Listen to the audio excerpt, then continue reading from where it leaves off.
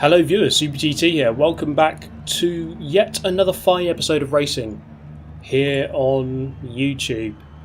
So this is it, FIA Series Manufacturer, round number 2, Dragon Trail Seaside. Kicking it off with qualifying. Now qualifying got very congested, as you can see here, immediately out of the pit lane into a group of 4 people. So I made it my mission to try to get through these as fast as possible to get myself some clear air. The rules for qualifying are slightly different than they were before. So now you can complete your lap. As long as you start a lap, you can complete that lap even once the timer has depleted. So previously, once the timer went to 0, that's it. You ended that lap. And so if you were 2 seconds away from finishing that lap, well, tough luck. But now a little bit different, a little bit more lenient. So you have a little bit longer to try to set your time. So I got past that big group and set my first lap, 1.2 seconds off of that provisional pole at that moment there. After a couple of laps, after 4 laps, you can see on the bottom left just how bad the tyres are at this moment here. Got a little bit of damage as well, so I had to repair that. And coming out with 2 minutes 30 to go, which gives me enough time to get round one more time and then begin my qualifying lap, which is about to begin here. So this is the last chicane at Dragon Trail Seaside, so you might notice that we're going round the wrong way, or backwards, or reverse, whichever you want to call it. So here we go then, 50 seconds or so remaining, but enough to start the lap at least. So sitting here in 7th, 1.3 seconds down on pole position, which is quite a big gap, so any improvement here, very welcome. So let's have a look at the lap. So that's through the first corner. Coming up to the chicane of death in reverse, so you can die backwards. So through there you really do have to commit yourself, really attack that second apex, because the barrier kind of levels itself out quite nicely. You can really make the most of that. So going in deep and then coming back for a very late apex, very easy to turn in too early to that one. And the McLaren there just slowing down and getting out of the way. So still on a good lap. This chicane here, with the triple chicane, very hard to get right, very easy to turn in too early and really compromise your exit. And I almost done it there. And then we go over the crest and then down the hill into yet another hairpin. Looking for the curb on the right hand side, there it is, on the brakes, down to second gear. Can go down into first possibly, but second seemed to be okay, more stable. So coming down into the final chicane, and we're going to hit the brakes just at the end of that curb. A little bit late, you see I've missed the curb on the inside. Hit the one on the final apex, and then the run up to the line then, what is the time going to be? 1:39.6 puts me, well, I stay 7th, 1 second off of the leader. So at least I'm within a second, I suppose, that's something. And there is the grid. Starting 7th out of 17. I am a member of the SS now, so you can see actually lots of people are part of the SS. But quickly before the race starts, we're going to look at top 1 time travels of the week, and here we are at the Nürburgring Nordschleife, coming up towards the end of the lap in the Porsche. So I'm looking for a move past the Spaniard with a few corners left to go. He goes into the barrier, comes back on, and I've been forced into a time portal, and I get sent back like the Terminator. Let's have a look at that again. So he grinds away, pushes me in to the shadow realm, and then I get teleported backwards. So there we go, top 1 time travels of the week. Tune in next week for more time travels of the week. Anyway, here we go, back to the race. Let's see how this one goes down. So I'm starting on the soft tyre. I've gone for a really aggressive strategy here. Watching the likes of Kai 25, very, very fast driver, he can make this strategy work of aggressive use of softer tyres, and I think most people here would be going for 2 stints on the medium, so pit at the end of lap 5, so exactly halfway into the race. But with the soft, if you can really make it work, you can make it work if you can be smooth on the controller. It's easier to do on a wheel, as the leader, that was the Ukrainian who was on pole, has ground to a halt against the wall through the chicane of death. So, well, RIP, he's dead. Going to have to write him a death certificate. So the chicane, they're claiming yet another victim. So up into 6th place, my favourite position after Cowgirl. And coming through the chicane then, up behind the Alfa Romeo. Now the Alfa doesn't really have good top end. Let's see if I can really make the most of my top end. I've got a better exit here, so I'm going to swing to the right and then cut to the left to get the inside line. He's thinking about going defensive, not enough though. On the brakes, could have easily have overshot that one, just about meet the apex, and up into 5th. So good overtaking, good progress so far, up 2 positions. The 911 ahead just getting slightly pushed wide, so he's going to lose a position and a bit of time. So I'm going to be within slipstream range as we go onto the main straight here, down the hill, and it's a long straight actually here. So you see just how close the pack is behind. I do love this kind of racing when it's really close. You make a mistake, you get punished, which is good. You know, you really do have to be absolutely on it in these races. So down over the crest. Again, looking for the end of the curb. Drag and trail quite convenient like that. These two making contact. So the South African in the BMW having the favour returned. I'm up the inside, which will be the inside for the chicane of death. So he's not going to really slot in behind. I am mostly ahead. I'm like 90% ahead here, and he's going to fight it into the chicane, and well, he was wrong to fight it. He's going to end up dead as well. So that was, I think, a poor decision. Perhaps should have slotted in. I mean, if I was in his position there, and someone was mostly alongside on the left, which is the inside for the chicane, would have just slotted in behind. It would be faster and safer.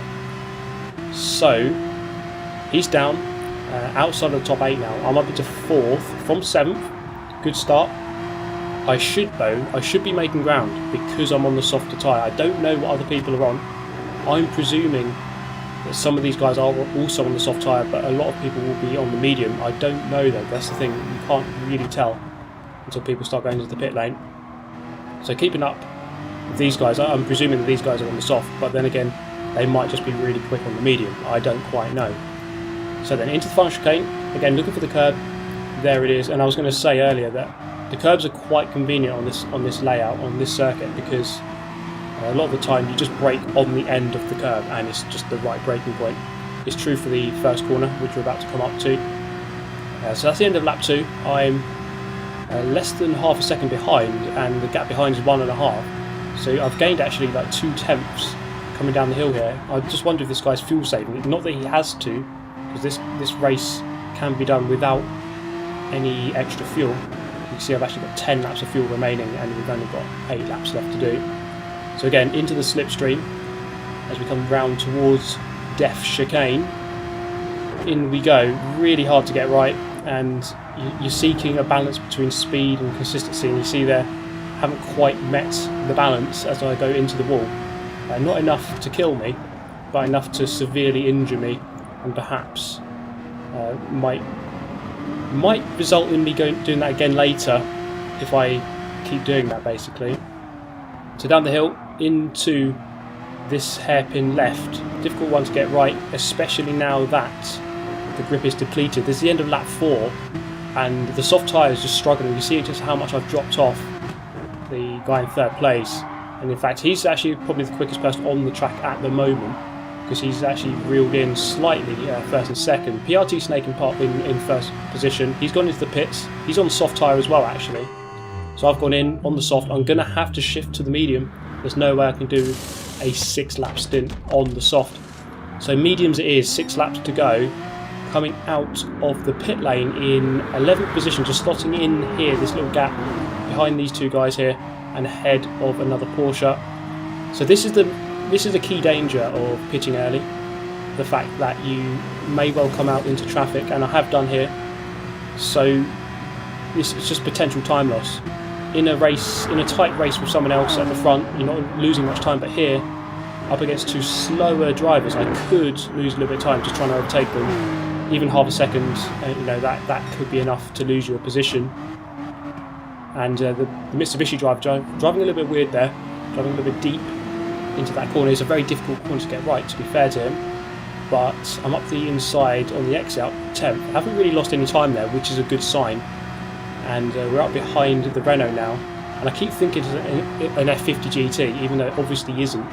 For some reason I just think it is, from a distance. But that's just probably the worst car analysis of the week. So over the crest, looking for a potential move at the inside. I'm not really there though. Still just going to meet my braking point and just hope that he goes deep. He hasn't quite done that. He has on the exit though, leaving me an opening for this little kink. And up the inside, I think he's being quite compliant there. He's left me the space, and I'm through up into 9th. So this is an important section here, just to see exactly where people slot in from their pit stops. So myself and Snake went in, the other two guys in the top 4 didn't. So we're going to see exactly how that pans out. PRT Snake's actually not too far ahead. I've actually gained on him quite a lot. He's only 1.5 seconds ahead, and before the pit stops it was more like 4 or 5 seconds ahead. So back into 5th. IBAN 30, the Spaniard who I was battling with earlier, going 3rd, he's gone for an extra lap. So that could pay dividends later in the race. So of course the longer you can do in the first stint, the shorter you have to do in the second, obviously. So it gives you more potential just to really batter your tyres in the second stint and just absolutely go hell for leather. So we'll see how that one pans out. Bellin in 2nd, so those two are yet to pit. Overwhelm in 3rd has pitted. I've gone a little bit deep, big mistake there. Lost maybe half a second and plenty of momentum. But I think Snake didn't take that optimally either. So in fact I'm gaining, I'm still 1.5 seconds behind him despite that mistake. So the gap has actually remained the same between us from the start of this lap. So I think around about lap 8 or 9, that's where we are going to begin to experience the real degradation in the tyres. So it seems to be one of those races where in the early stints, the early laps in each stint, I'm on the attack, but then in the later laps I'm on the defensive. So there's definitely a shift in focus throughout the race or throughout each stint. As you see, actually catching to the back of PRT Snake, so perhaps I might be pushing too much on my tyres early on. I would say that it's definitely harder. I think the main analysis I've made from this is that pushing on a controller is a lot harder. Tyre management is a lot harder on a controller. I think you could be near enough as fast, but tyre management is difficult. So up into 3rd here, and you can see just coming out of the pit lane, the green Porsche of IBAN, the Spaniard. So he's dropped down to 4th, so he was just ahead before his pit stop. But now, this is an interesting scenario because he has gone in later, he is behind. I do have track position, but he has the fresher tyres. In fact, 2 laps fresher tyres, which is quite a difference. He might even be on the soft, whereas I'm on the medium. I don't quite know. But I'm up behind PRT Snake here. He seems to be a bit ragged at the moment. He was leading this race earlier on, but now has clearly dropped back. Overwhelmed just going over the crest now, so about 5 seconds off the lead at the moment, but only half a second off of PRT Snake as we stand here into that slipstream range, and I'm definitely getting sucked hard up that hill. So things are getting sweaty right now, and you can see here this is an outer exterior look at the gaps, very close in front and behind. So we look like we have an inconsistent ragged driver ahead, but also a very fast and, well, a driver on newer tyres behind. So I'm caught in the middle here. This could go either way. We'll see how it goes into the chicane, the final chicane of this lap. 3 more to go after this one. And I think now we're actually beginning to see a slight tyre wear on that front right. So we're running anti-clockwise here. A lot of left corners, the front right is going to suffer the most, and actually as a result of that mistake, IBAN's going to go through up into 3rd. Now this guy definitely had the pace, he showed that in the first stint, so I'm not really going to attack him too much. I'm just hoping that he can kind of pull me along onto the back of Snake once again, as I'm making a couple of mistakes here. So as the tyres begin to wear out, my driving ability just depletes. Into the chicane of death. What are we going to see through here? Are we going to see another death? Yes, we are. PRT Snake added to the long list of deaths on this race at the chicane. He's claimed his 3rd victim of the day. So I'm back into 3rd. We're going to see what IBAN does here. So maybe I should have started defending from him, and I could be in 2nd. But that is the gap behind. So got a German and a Belgian hunting me down in Croatia as we go into the triple chicane. Now this still is definitely very much a race here, because 2.5 seconds the gap, or 2.3, or 2.1, or 2.0 is going down through that chicane a lot. And this is what I was saying earlier.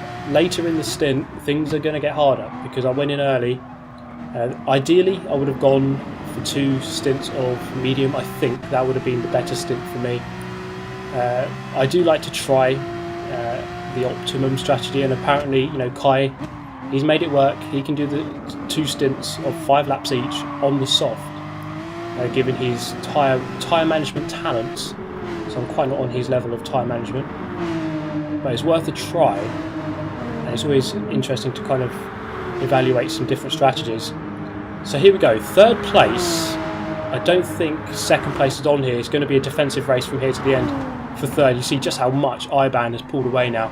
2.6, nearly 3 seconds the gap forwards. I'm 8 seconds off the leader. The leader is flying at the moment. He's in the McLaren of all cars, and he's absolutely flying. He's a long way ahead. So I'm not sure IBAN's even going to be able to catch him, as I make a mistake, lack of grip through the chicane of death. Again, not quite enough to kill me, to claim my life, but enough to certainly slow me down and hinder my progress, as now I'm only 0.5 seconds ahead of the German in the 911. So definitely going to be a defensive race. You see just how close people are behind, and it's good to have track position, but it can be very nerve-wracking when you've got poor tyres and still more than a lap left to go to try to hold on to a podium position. So things are most certainly getting sweaty right now as I run really wide onto the grass, and the German goes through up into 3rd, so pushing a little bit too much, and again a result of the lack of tyre grip, tyre life, just completely depleted now, and the car didn't really want to respond through that right hander. So down to 4th. Now let's not forget I started 7th, so progress has been made, but it's always a bad thing to kind of lose positions very late in the race. So now I have the firm attentions of the Belgian of Bellin 43 just behind. He's certainly into the slipstream. I'm sucking him along really hard right now. And into the first corner. I think he's going to back out. You've got this slight kink to the right, which makes it hard for someone on the left-hand side. And in we go. I'm just about going to keep the position. The car's sliding all over the place. I've got a massive grip deficit, although to be fair, he might have gone in at the end of lap 5, so he's only got 1 lap less of grip, or 1 lap more of grip, which probably is still not very much grip. So through the chicane of death, a little bit more careful this time, and we've managed to get through there a lot more cleanly. And so he's right on me. I'm going to go defensive into the long left, and then take the deep line out. He's actually dived up the inside, plenty of grip. He's made a mistake on the exit. He's going to cover the inside. I'm going to have to move to the left-hand side. We can see the drag race now between the Dodge Viper and the Porsche 911. I'm just about going to sweep around the outside to reclaim 4th. So he was very compliant there. He could have sent it. He did kind of have the inside line, but I think I just had the momentum to get through. And I've done the job. Back into 4th with only a few corners left to go. Just looking behind briefly, we see the Brit in 6th place, who is breathing down our necks. Should we make any big mistakes, he's definitely going to reap the benefits and go up into 4th. So final chicane, I'm going to go defensive once again, force him to the right hand side, which is the wrong side. Park on the apex and try not to run too wide through here. I have a little bit. It's going to be a drag race to the line. See how close it is behind the Mercedes catching up. It's not going to be enough for him though. Drag race to the finish line with Bellin. The Porsche 911 has just about got the superior power. The Mercedes was coming there. One more lap and he would have done the job. But ultimately just about hanging on to 4th place. What a race that was. So lots of position changes up and down. Lots of gains to begin with. But then at the end of the race, at the tail end of the race, really just holding on for dear life to keep our position. And there's the results. Overwhelming everyone in his McLaren 650S. Great drive from him to finish so far ahead, but 4th place in the end. Not too bad a result. Pretty happy with that on the whole. And 1,500 points. So there we go. Yet another great race on Gran Turismo Sport. I do hope you enjoyed it as always. Let me know your thoughts. I shall see you next time. Thank you very much for watching. Goodbye.